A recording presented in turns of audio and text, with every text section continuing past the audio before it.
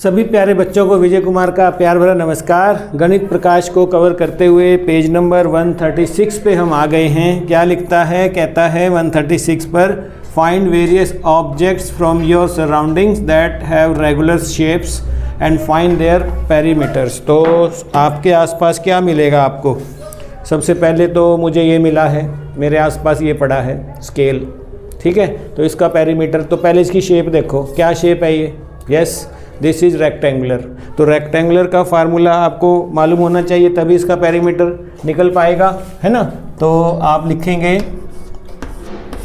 Rectangular के case में, ठीक है, अगर मेरा ऑब्जेक्ट रेक्टेंगल है तो इसका पेरीमीटर क्या होता है? 2 इंटू एल प्लस बी।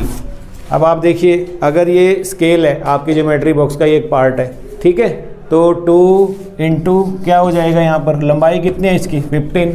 और चौड़ाई अगर मैं देखूं दूसरे स्केल से या सेट स्क्वायर से नाप कर, ये है लगभग 3 सेंटीमीटर, ठीक है। तो मैं यहाँ लिखता हूँ इसको +3। तो इसका पेरीमीटर क्या हो जाएगा? देखो आप, 15, 15 30 और 3 33 और 3 36। तो फार्मूले से कैसे करेंगे? 2 इंटू इसको सॉल्व कर देंगे, ठीक है। तो क्या बन जाएगा? 36 सेंटीमीटर, ये आ जाएगा। और क्या दिख रहा है? और मुझे ये सेट स्क्वायर दिख रहा है ना। ये एक ट्रायंगल है। अब ट्रायंगल वाला फार्मूला क्या कहता है हमें? तो पहले मैं बना के देख लेता हूँ कि ये एक इस तरह का एक शेप है मेरे पास, ठीक है। ये इक्विलैटरल नहीं है, आप देख पा रहे हैं ना, इस पर तो खुद लिखा है, आपके पास भी होगा ज्योमेट्री में। It is 7 this side, it is 7 this side, और यहाँ से ये कितना है? ये स्केल से देख लेता हूँ मैं, यहाँ से है ये 11। इट इज़ 7 सेंटीमीटर और ये है 11 सेंटीमीटर, और ये साइड है ABC। इनको नाम भी दे देते हैं हम। ये बना, मुझे तो अपनी सराउंडिंग में सेट स्क्वायर भी मिल रहा है मुझे, ठीक है।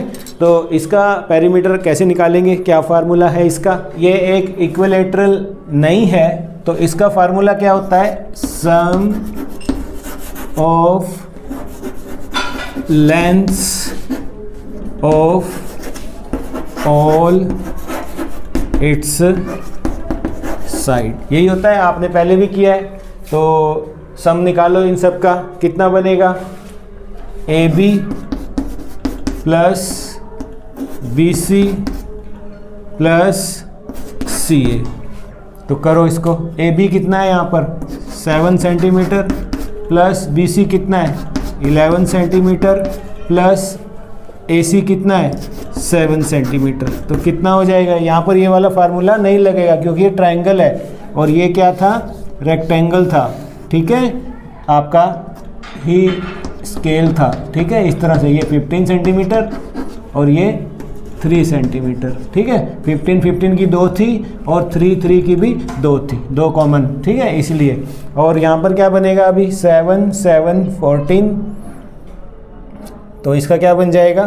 25 सेंटीमीटर। इसका क्या निकल आएगा? पेरीमीटर, इस तरह से। तो एक मेरे सराउंडिंग में मुझे स्केल मिला, ये मिला, और मुझे मिला ये तो इक्विलैटरल ट्रायंगल है, इक्विलैटरल है ना।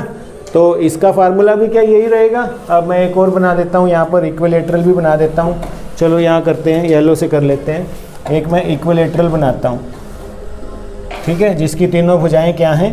बराबर हैं। ABC एक ट्रायंगल है जिसकी तीनों भुजाएं क्या हैं? बराबर हैं, यानी कि एक इक्विलैटरल ट्रायंगल है। अब इसका परिमाप कैसे निकालोगे आप? क्या उसमें भी यही फार्मूला लगेगा? ये भी लगेगा, लेकिन अगर इक्विलैटरल है, ठीक है ना, ये आइसोसेलेस में लगेगा ये वाला फार्मूला, और लगेगा स्केलीन ट्रायंगल में, विषमबाहु में और समद्विबाहु में। लेकिन अगर वो समबाहु है तो उसमें कौन सा फार्मूला लगेगा ये बताते हैं आपको। उसका फार्मूला कहता है नंबर ऑफ साइड्स इनटू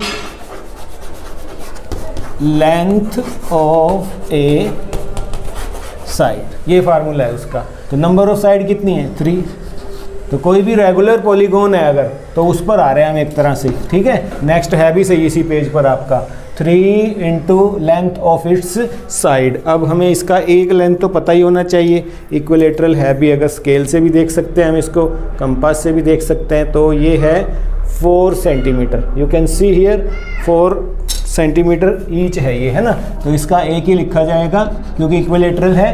तो 3 नंबर ऑफ साइड कितनी है 3 और length of A side is 4 centimetre. तो ये कितना हो जाएगा इसका पेरीमीटर 12 सेंटीमीटर। तो इस तरह से। और क्या दिख रहा है आपको अपने आसपास? आपकी बुक का कोई पेज हो सकता है ना। इसको भी आप, ये भी रेक्टेंगल है, 2 इंटू लेंथ और 2 ही इसकी ब्रेथ है। आप इसको स्केल से नापो और निकाल कर दिखाओ, ठीक है। अपने गणित को भी कर सकते हो आप 15, ठीक है। 15 से फिर यहाँ से चलेंगे तो ये लगभग 28 है। इस तरह से ये भी दिख रहा है मुझे। और क्या दिख रहा है मुझे ये स्क्वायर भी दिख रहा है ना। तो स्क्वायर का पेरीमीटर क्या होता है ये भी आपको करवाया था हमने पहले। स्क्वायर का जैसे ये रेक्टेंगल, ये ट्रायंगल था, ऐसे ही स्क्वायर का भी रहेगा कि 4 इंटू नंबर ऑफ साइड कितनी होती है इसकी। स्क्वायर के मामले में क्या हो जाएगा, मान लो ये मैं करता हूँ, मुझे स्क्वायर मिला, ठीक है। तो यहाँ पर हो जाएगा 4 इंटू लेंथ ऑफ, ठीक है ना, अ साइड। तो इसकी एक साइड नाप लेते हैं हम कितना है ये, और उसको 4 से मल्टीप्लाई कर देंगे तो वो क्या बने, ये 4 है, ये भी 4 सेंटीमीटर है, ठीक है। तो ये है 4 सेंटीमीटर, ठीक है। तो इसका पेरीमीटर कितना हो जाए, ये भी 4, ये भी 4, ये भी 4। तो बाउंड्री जो होती है वही पैरामीटर होता है। तो 4 4 4 4 या फार्मूला कहें तो 4 साइडें हैं, ये नंबर ऑफ साइड 4। ये ट्राइंगल इक्विलेटरल में होता है ऐसा, ठीक है, रेगुलर पॉलीगॉन में, ठीक है। और इसके अलावा हेक्सागोन भी है मेरे पास, ये देखिए आप, हेक्सागोन भी है मेरे पास, ठीक है। तो हेक्सागोन का क्या होगा, मान लो मैं यहाँ हेक्सागोन बनाता हूँ।